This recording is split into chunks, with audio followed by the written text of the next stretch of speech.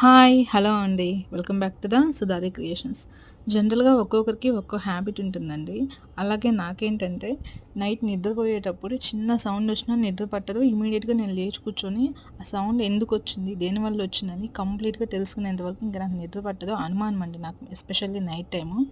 So, అలాంటి నేను నా బీటెక్‌లో హాస్టల్‌లో మా ఫ్రెండ్స్ తోటి ఎలా ఉన్నాను, నైట్ టైమ్ ఏమేమి జరిగాయి అనేదైతే సిరీస్ చేయాలనుకుంటున్నా అండి. చాలా అయితే ఫన్నీ ఇన్సిడెంట్సే ఉన్నాయి.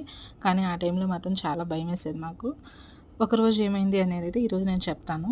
యాజ్ యూజువల్ రోజులాగే నిద్రపోతూ ఉన్నాము. ఆ రోజు ఎందుకో పవర్ అయితే కట్ అయింది. నైట్ 12:00 అనమాట. ఆ టైంలో నాకు మెలుకువ వచ్చిందండి. ఎందుకొచ్చిందంటే బయట తలుపుని ఎవరో చాకుతోటో, రంపంతోటో కోస్తున్న సౌండ్ అయితే వస్తూ ఉండిందనమాట.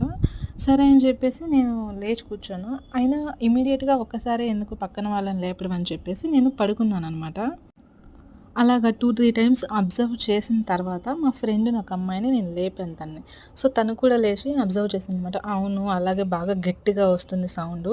కానీ మనం ఏం చేయలేం కదా! బయటకి గూడా ఎళ్ళలేము. పవర్ లేదు. ప్లస్ బయటికెళ్ళాలన్నా భయమేస్తుంది గదా! వార్డెన్ దగ్గరికి కూడా ఎళ్ళలేమని తను గూడా భయపడిందనమాట.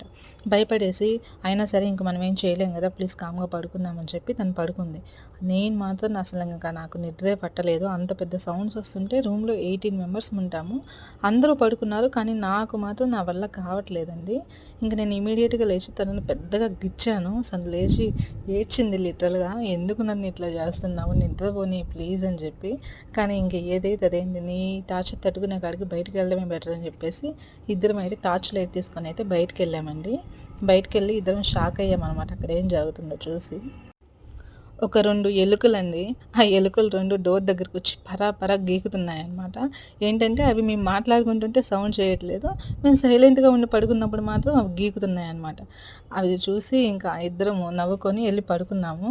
పాపం మార్నింగ్ లేచి ఆ అమ్మాయి ఇంతమందున్నారు ఎవరికన్నా డిస్టర్బెన్స్ ఉండిందా? నాకు నైట్ టార్చర్ చూపించింది ఈ అమ్మాయి అని చెప్పేసి అందరం నవ్వుకున్నామన్నమాట. మీ లైఫ్‌లో కూడా ఇలాంటి ఇన్సిడెంట్స్ ఏమన్నా జరుగున్నాయా? జరుగుంటే ఒకసారి కామెంట్ చేసేయండి.